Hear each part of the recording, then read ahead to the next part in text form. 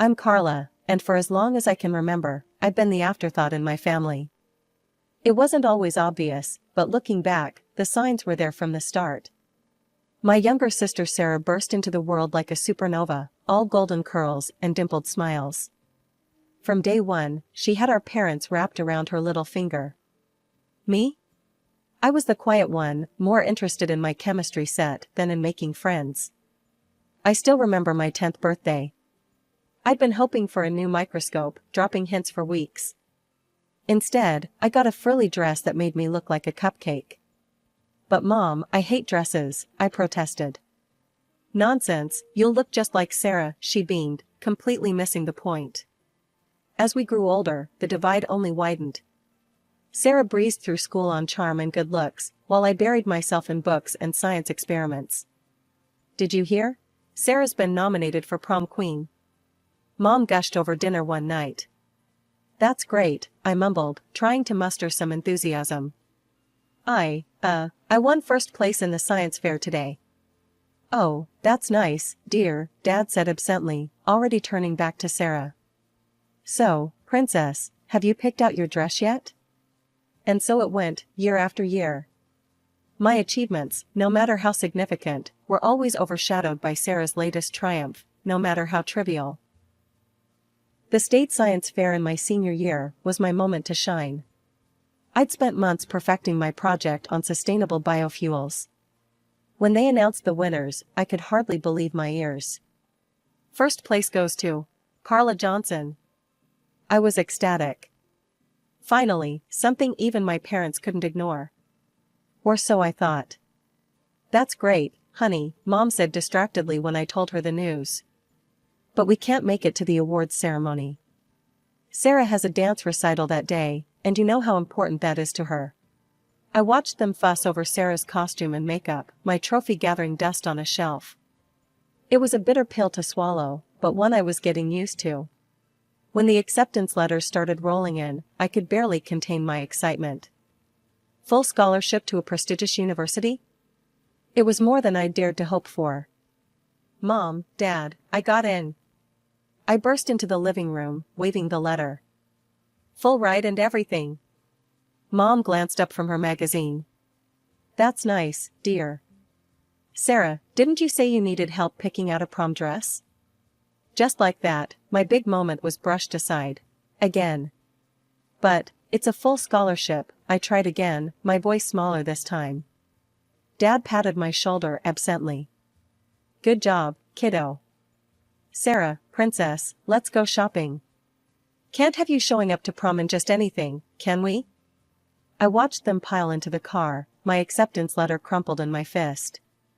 It was a familiar feeling, but it still stung. Despite the lack of fanfare from my family, I packed my bags and headed off to college with high hopes. For the first time, I was free from Sarah's shadow, free to be just Carla. College was a revelation. Suddenly, my passion for science wasn't weird or nerdy, it was respected, even admired. I threw myself into my studies with renewed vigor, determined to make the most of this opportunity. Meanwhile, Sarah followed the path our parents had always dreamed of. She enrolled in the local community college, more interested in parties than classes. College is so hard, she whined during one of our rare phone calls. I don't know how you do it, Carla. I bit back the urge to point out that maybe if she spent less time partying and more time studying, she might find it easier. Instead, I just mumbled some vague encouragement and changed the subject. It was during my sophomore year that Sarah dropped her bombshell. I'm engaged, she squealed over the phone. Mike proposed last night. Isn't it romantic? Mike. Her high school sweetheart. The guy who'd once asked me if science was like, really hard and stuff. That's great, Sarah, I managed, trying to inject some enthusiasm into my voice. Have you set a date? We're thinking right after graduation, she gushed. Oh, Carla, it's going to be perfect. You'll be my maid of honor, won't you? The wedding was exactly as you'd expect. Sarah was radiant, Mike looked uncomfortable in his tux, and I stood there in my frilly pink nightmare, pasting on a smile for the photos. Isn't this perfect? Mom whispered to me during the reception. This is what every mother dreams of for her daughter. I wanted to ask if she'd ever dreamed anything for me, but I held my tongue. It was Sarah's day, after all.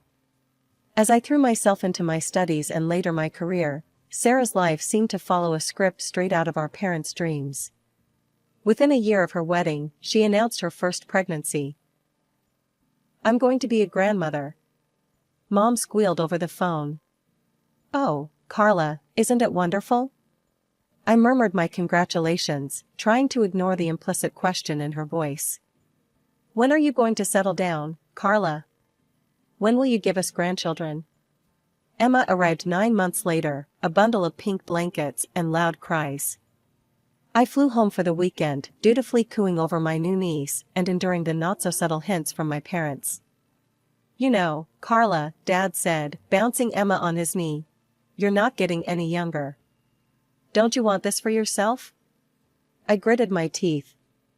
"I'm focused on my career right now, Dad." Mom clucked her tongue. "Career is all well and good, dear, but family is what really matters." I bit back a retort about how they'd never seemed to care much about my career before. Instead, I plastered on a smile and changed the subject. 2 years later, Liam joined the family. Once again, I played the role of the doting aunt, all while fielding questions about my own lack of family. Meanwhile, I was making strides in my career as a biotechnologist. Long hours and hard work paid off, and by 30, I was a senior researcher. My parents' response to this news? A distracted "that's nice, dear," as they cooed over new pictures of Emma and Liam. It was around this time that I decided to buy a house. I'd saved carefully, living frugally while my colleagues splurged on expensive cars and vacations. When I finally found the perfect place, a beautiful 4-bedroom house in a great neighborhood, I was over the moon. "Mom, Dad, I bought a house," I announced during our next phone call. There was a pause on the other end of the line. "A house?" Mom repeated. "All by yourself?" "Yes, all by myself," I said, my excitement deflating a little. "It's a great investment, and—" "But it's such a big house for one person," Mom interrupted. "What will you do with all that space?" I sighed. "I'll enjoy it, Mom. It's mine." "Well," she said, her tone making it clear she didn't approve, "I suppose if that's what you want."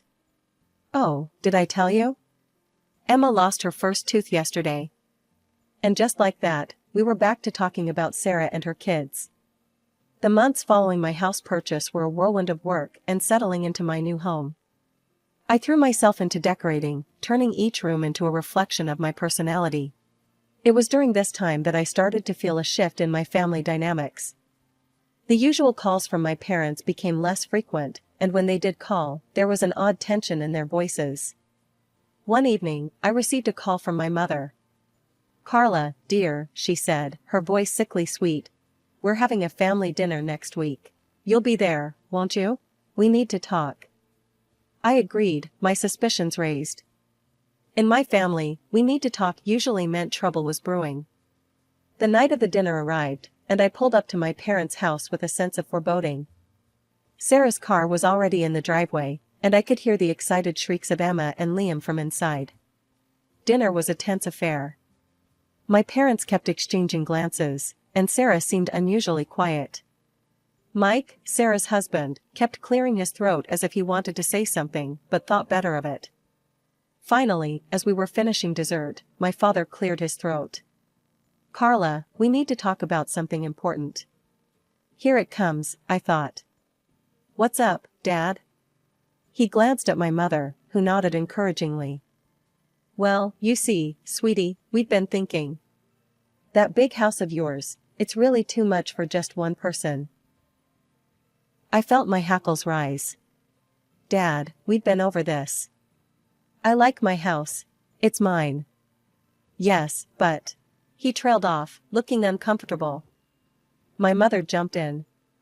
"What your father is trying to say is that Sarah and her family need more space. The kids are growing, and their apartment is getting cramped." I looked at Sarah, who was suddenly very interested in her plate. "Okay, and?" "And we think," my mother continued, her voice sickly sweet, that since you're single and have no children, you should give your house to Sarah and her family. Just give them the keys and move out. For a moment, I was speechless. I looked around the table, waiting for someone to yell, "Gotcha," and reveal it was all a joke. But all I saw were expectant faces. "You can't be serious," I finally managed. "Now, Carla," my mother said, her tone patronizing. "Don't be selfish. Sarah needs her own space more than you do." "Selfish?" I repeated, my voice rising. "How is it selfish to want to keep the house I worked hard for and paid for myself?" "It's your sisterly duty to help in times of need," my father chimed in. I turned to Sarah, who was still avoiding my gaze. "And what do you have to say about this?" She shrugged, finally meeting my eyes. "Well, it would be nice to have more space for the kids." I couldn't believe what I was hearing. My own family, asking me to give up my home, acting like I was the unreasonable one for refusing. "No," I said firmly, standing up. "Absolutely not. I'm not giving up my house." As I grabbed my coat and headed for the door, I heard my father call out, "Think about it, Carla. Family should come first." The days following that disastrous family dinner were a blur of disbelief and anger. I kept replaying the conversation in my head, unable to believe my family's audacity. How could they even think to ask such a thing? My phone buzzed constantly with messages and calls from my parents and Sarah, but I ignored them all. On the third day, as I was trying to focus on work, my phone lit up with a call from a number I didn't recognize. Figuring it wasn't family, I answered. "Hello, is this Carla?" A woman's voice came through, sounding disapproving. "Yes, who's this?" "This is your Aunt Mildred." "I can't believe what I'm hearing about you, young lady. Your poor sister needs a home for her children, and you're living all alone in that big house. Shame on you." I felt my blood pressure rising. "Aunt Mildred, that's not—" "In my day," she continued, not letting me get a word in, "family helped family. We didn't hoard our resources like misers." "I'm not hoarding anything," I snapped. "It's my house. I bought it with my own money." "Well," she huffed, "if you're not going to use all that space, you should at least consider donating your eggs. It's not like you're using them anyway." I was so shocked I nearly dropped the phone. "Excuse me?" "You heard me," she said primly. "You're not getting any younger, you know. Tick-tock." I hung up without another word, my hands shaking with anger. How dare she? How dare any of them? But it didn't stop there. Over the next few days, I was bombarded with calls and messages from relatives I hadn't spoken to in years.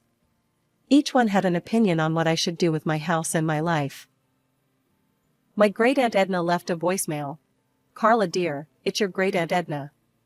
I just wanted to say, it's not too late to find a nice man and settle down. Then you'd need that big house." It was relentless. Every ping of my phone brought a new judgment, a new guilt trip.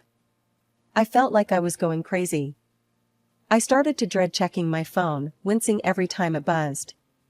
I threw myself into work, staying late at the lab just to avoid going home to more messages. It was during one of these late nights at work that I got sick. Nothing serious, just a bad cold, but enough that my boss insisted I take a few days off to recover. So there I was, curled up on my couch with a box of tissues, feeling miserable both physically and emotionally. My phone had been mercifully quiet for a few hours, and I was just starting to relax when I heard it. A noise at my front door. Like someone was fumbling with the lock. My heart started racing. Was someone trying to break in? I got up as quietly as I could, creeping towards the door. Through the window, I could see figures on my porch. Familiar figures. I yanked the door open, startling the people on the other side. "What the hell are you doing?" There, caught red-handed, were my parents and Sarah. They looked like deer caught in headlights, frozen in the act of trying to break into my home. My mother was the first to recover. "Carla, dear, we were just worried about you. You haven't been answering your phone. So you decided to break into my house?" I couldn't keep the incredulity out of my voice. My father at least had the decency to look embarrassed. "We didn't think you'd be home. We thought you'd be at work." "And that makes it okay?" I was practically shouting now. "What were you planning to do? Move Sarah in while I was gone?" Sarah, who had been quiet until now, spoke up. "Carla, you're being hysterical. We were just going to wait for you to come home." I noticed for the first time that there was a car parked behind them, loaded with boxes and furniture. My blood ran cold as I realized the full extent of their plan. "You were going to move in," I said, my voice flat. "You were actually going to move into my house without my permission." "Now, Carla," my mother started, her voice taking on that patronizing tone I knew so well. "We've discussed this. Sarah needs the space more than you do. We thought if we just took the initiative." "You thought wrong," I cut her off. "This is my house, mine. I bought it with my own money, money I earned through hard work. You have no right to it." Just then, I noticed movement out of the corner of my eye. My neighbors, the Johnsons, were peering out their window, clearly concerned by the commotion. Mr. Johnson caught my eye and held up his phone, mouthing, "Police?" I nodded, grateful for their concern. Turning back to my family, I said, "I've called the police. You need to leave. Now." "You wouldn't," my father scoffed. "Your own family?" As if on cue, the sound of sirens filled the air. My family's faces paled. The police car pulled up, and 2 officers got out. "Is there a problem here?" one of them asked, eyeing the scene warily. I took a deep breath. "Yes, officer. These people were attempting to break into my home." "Carla," my mother gasped. "How could you?" The officers looked at my family. "Is this true?" My father started to stammer out an explanation, but the officer held up a hand. "Sir, attempting to enter a property without the owner's permission is a serious offense. I'm going to have to ask you all to leave immediately." As the officers escorted my family off my property, I stood in the doorway, shaking. I couldn't believe it had come to this. "You'll regret this, Carla," Sarah called over her shoulder as they were leaving. "You'll end up old and alone." I slammed the door shut, sliding down to sit on the floor, my back against it. Tears started to flow freely now, a mix of anger, hurt, and relief. My phone had fallen silent. No more calls from distant relatives, no more guilt-tripping messages. It was as if I'd been excommunicated from the family. Part of me was relieved, but another part ached for the connection, dysfunctional as it had been. It was in this tumultuous state that I received an unexpected message. It was from my Aunt Maggie, my mother's sister. We hadn't spoken in years, not since she'd had a falling out with my mom over some old family drama. "I'll meet you tomorrow at Café Bleu at 1400 hours."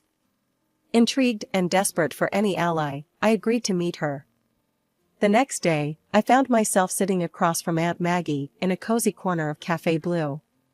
She looked older than I remembered, but her eyes were sharp and kind. "Carla," she began, reaching across the table to squeeze my hand. "I'm so sorry for what you've been through. Your mother called me, trying to get me on her side. But there's more to this story than you know. That's why I asked you to meet me." My curiosity piqued, I leaned forward. "What do you mean?" Aunt Maggie took a deep breath. "Your parents and Sarah, they're in serious financial trouble. Sarah and Mike have been living beyond their means for years.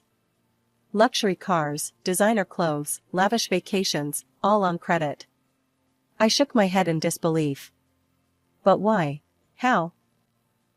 "It's worse than that," Aunt Maggie continued. "Mike has a gambling problem. A bad one. He's been secretly draining their accounts for years." The pieces started to fall into place. The desperate attempt to get my house, the constant pressure. "But what about Mom and Dad?" I asked. Aunt Maggie's face grew grim. "They lost a significant amount of money in a pyramid scheme a few years back. They'd been barely keeping their heads above water. They were planning to move in with Sarah and Mike as soon as they got your house." I sat back, stunned. "How do you know all this?" I work at the bank where they all have accounts, Aunt Maggie explained. I noticed some suspicious activity and started digging. When I confronted your mother about it, she cut me out of the family. My mind was reeling. All this time, while I'd been working hard and saving, my family had been digging themselves into a hole. And they'd tried to drag me down with them. Carla, Aunt Maggie said gently, I know this is a lot to take in. But I think it's time we did something about this situation. If you're willing, I have an idea. Armed with the information Aunt Maggie had shared, we decided to dig deeper. We hired a private investigator, a no-nonsense woman named Diana, who came highly recommended. For weeks, we waited anxiously as Diana worked her magic. Finally, she called us in for a meeting. What she revealed left us speechless. Mike, Sarah's husband, had been leading a double life. He was involved in an affair with none other than my cousin Jenny, Uncle Bob's daughter. He's been funneling money to her for months, Diana explained, showing U.S. bank statements and hotel receipts. Expensive gifts, weekend getaways, you name it. But where did he get the money? I asked, though I feared I already knew the answer. Diana's face grew grim. From his gambling wins, and from your parents. Aunt Maggie and I exchanged shocked glances. The betrayal ran deeper than we'd imagined. We decided to host a family gathering at my house. The irony wasn't lost on me, the very house they had tried to take from me would be the stage for their undoing. The day of the gathering arrived. I watched as my family members trickled in, their faces a mix of curiosity and smugness.